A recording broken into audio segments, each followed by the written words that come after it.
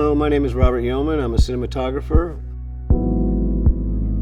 I've shot feature films all around the world, and I currently live in Los Angeles. That's right. My first impression of CineBeam was that it felt like watching a movie in a movie theater.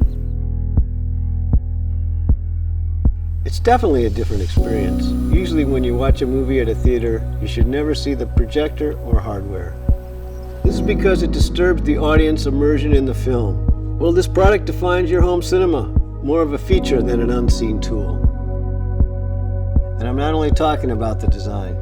You see, in a movie, there can be many props in a scene, but there are certain elements that really define the space. In my eyes, CineBeam is one such element for home theater. Lighting contributes to and determines most of the visualization in a film.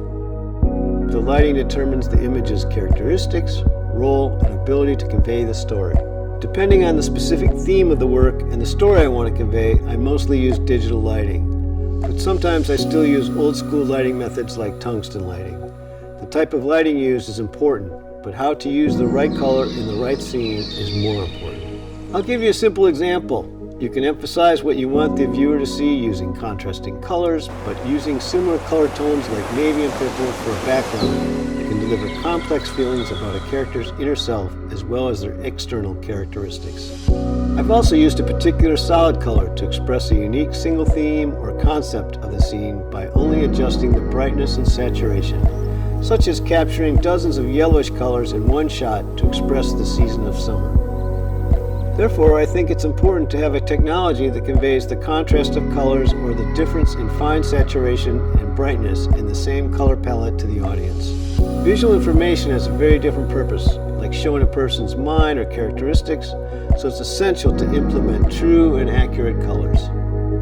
So what's surprising about this product is not just that it supports 3-channel laser technology that uses RGB separate primary colors and provides 30% brighter color expression than the previous generation. It allows you to fully experience the vivid picture with virtually no color loss. Creators around the world make works with certain intentions and purposes, and whether or not the intention and purpose are delivered accurately is often a measure for self-evaluation of the success of one's creation.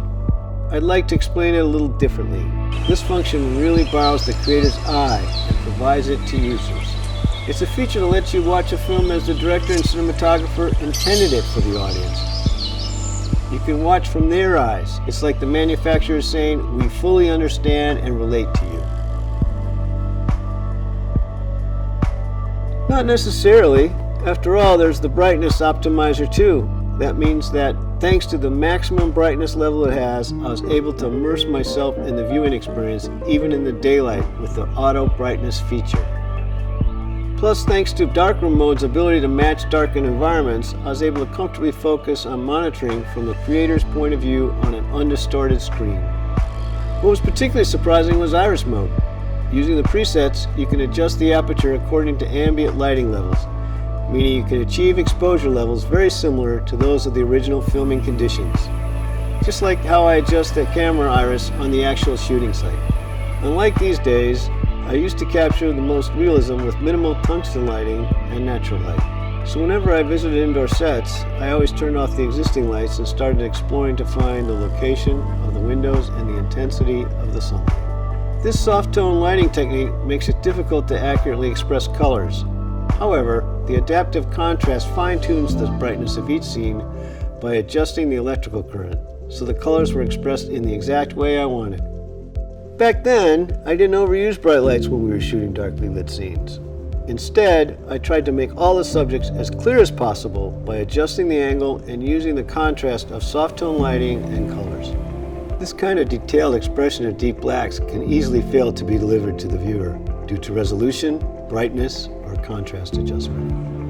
But iris mode adjusts the brightness and detail, and the adaptive contrast feature optimizes contrast according to the unique brightness of each scene.